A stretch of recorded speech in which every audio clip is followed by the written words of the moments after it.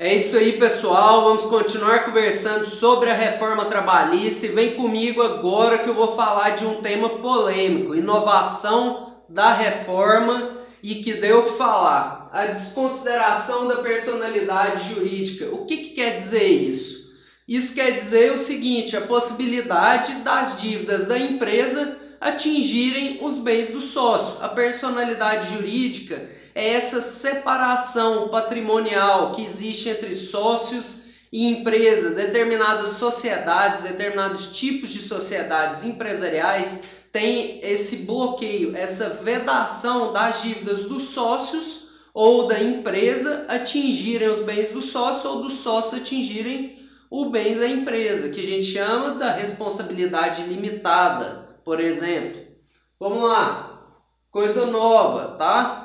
Hoje em dia, como que funciona? Teoria menor da desconsideração da personalidade jurídica. O que quer dizer isso? É uma teoria que possibilita que essa desconsideração, que as dívidas da empresa atingem os bens do sócio de maneira mais simples. Nós temos o artigo 769 da CLT que fala que em casos omissos, caso que a CLT não trate sobre determinado assunto, o direito comum ou outros ramos do direito serão utilizados para suprir essas lacunas. E até então é utilizado, quando se trata de desconsideração da personalidade jurídica, o artigo 28 do Código de Defesa do Consumidor, que, a meu ver, é pela hipossuficiência da parte. O consumidor também é a parte mais fraca da relação, assim como o empregado em determinados casos. Pois bem, hoje em dia o que vigora é o artigo 28 do Código de Defesa do Consumidor e mais especificamente o parágrafo 5º, que fala que, no caso dos bens da empresa não serem o bastante para sanar os danos causados ao consumidor, os bens dos sócios também responderão por esses danos, pelo pagamento desses danos. E é um cenário em que o mero inadimplemento, o mero não pagamento dos salários por serem de natureza alimentar atinge os bens dos sócios. Isso gera uma grande insegurança para o empresário que constitui uma empresa limitada, que os bens, o patrimônio da empresa é que vai correr o risco do negócio. No entanto, ele se vê com seus patrimônios bloqueados, ou se vê sem parte dos seus patrimônios em decorrência de obrigações assumidas pela atividade empresarial. Hoje em dia se fala muito da arbitrariedade na concessão dessa desconsideração da personalidade jurídica, em que não se escuta nem mesmo o sócio para poder se deferir essa desconsideração. E o que aconteceu agora com a reforma foi que isso foi regulamentado de outra maneira, foi regulamentado pelo Código de Processo Civil e a partir do dia 11 de novembro vai ser diferente o procedimento da concessão da desconsideração da personalidade jurídica. Ou seja, as dívidas trabalhistas, para que elas atinjam os bens dos sócios, deverão seguir o procedimento do Código de Processo Civil. O que diz o Código de Processo Civil? Olha, não é o mero inadimplemento de salários que vai gerar desconsideração da personalidade jurídica. Tem que ver desvio da função social da empresa, da finalidade empresarial. Uma empresa ela existe, claro, para gerar lucro, mas existe para gerar postos de trabalho. Ela tem uma função social muito importante, econômica também para o país de maneira geral. Se ocorre esse desvio de finalidade da empresa, vai poder haver desconsideração da personalidade jurídica. O artigo 50 do Código Civil deixa claro, fala, pode ser desconsiderada a personalidade, podem ser atingidos bens dos sócios, bens particulares, quando existir desvio de finalidade, que eu acabei de dizer, ou abuso de poder, agir além do que é definido naquele contrato social. Antes, mesmo o empresário seguindo, sem haver desvio de finalidade, sem haver abuso de poder, ele poderia ver seus bens particulares constritos por uma dívida trabalhista pelo mero inadimplemento. A partir de agora, não. Tem que haver alguma dessas situações.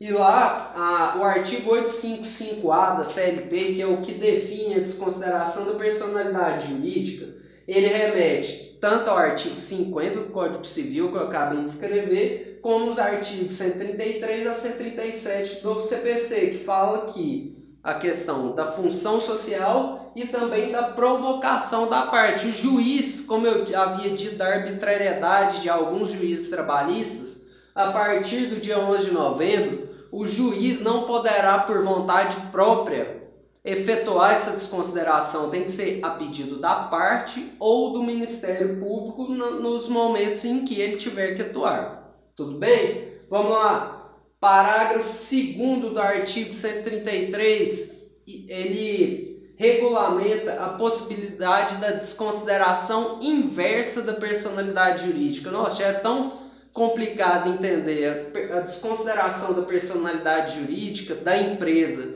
para atingir aos bens do sócio. E a desconsideração inversa, o que é? A desconsideração inversa é quando a dívida do sócio atinge o bem da empresa. Um exemplo disso, o exemplo mais plausível que veio agora a partir do dia 11 é o caso da empregada doméstica, em que ela recebe sempre por depósito feito das contas da empresa, em que todos os bens do patrão, do empregador, são em nome da empresa, ou seja, existe a confusão patrimonial. Os bens da empresa e do sócio estão misturados, não sabe bem qual é qual. Isso gera desconsideração da personalidade jurídica. E nesse caso vai ser inversa, porque vai ser dívida do sócio atingindo o patrimônio da empresa. Tudo bem, pessoal? Muito importante e muito relevante isso aí. Artigo 134. Qualquer fase do processo pode ser pedida a desconsideração da personalidade jurídica. Então, se existir indício de fraude, se o empresário começa a vender todos os bens da empresa ou transferir para o seu nome ou para o nome de outras pessoas com o intuito de não pagar as dívidas trabalhistas, pode ser instaurado em qualquer fase do processo o pedido de desconsideração da personalidade jurídica. E a partir daí, constatada a fraude, as vendas de patrimônio vão ser invalidadas. Isso é muito importante. O direito da desconsideração continua garantido, só que agora existe a necessidade do sócio se pronunciar antes de ser deferida essa desconsideração. Não é mais um procedimento tão simples, mas a possibilidade ainda existe. Tudo bem? Artigo 137 fala isso, fraude e execução. Nos casos de fraude e execução, nos casos que eu disse, em que ele tem conhecimento que a dívida vai surgir, mas ele se desfaz desses bens com o intuito de não pagar essa dívida, se for comprovado, a venda dos bens vai ser invalidada e vai ser reconstituído o patrimônio para pagamento dessas dívidas. Tudo bem, pessoal? Muito importante esse assunto, muito interessante para os empresários que agora têm uma possibilidade de defesa antes de acontecer a desconsideração da personalidade jurídica, que não era o que acontecia antes. Gera um pouco mais de insegurança para os empregados, fica mais difícil atingir os bens dos sócios, mas gera mais segurança jurídica para o empresariado de maneira geral. Nós sabemos que empreender no Brasil não é muito fácil e com o risco alto de ver os bens familiares penhorados ou desconstituídos, ou a perda desses bens pela atividade empresarial de quem segue à risca a legislação, vai diminuir. Tudo bem? Lembrando que nos casos de fraude, confusão patrimonial, ou seja, estou usando da empresa para não pagar minhas dívidas, a desconsideração vai continuar ocorrendo. Isso aqui favorece quem age certo. O empresário que age certo tem um pouco mais de segurança jurídica. Espero que eu tenha sido claro nesse tema muito importante e encontro vocês nas próximas aulas.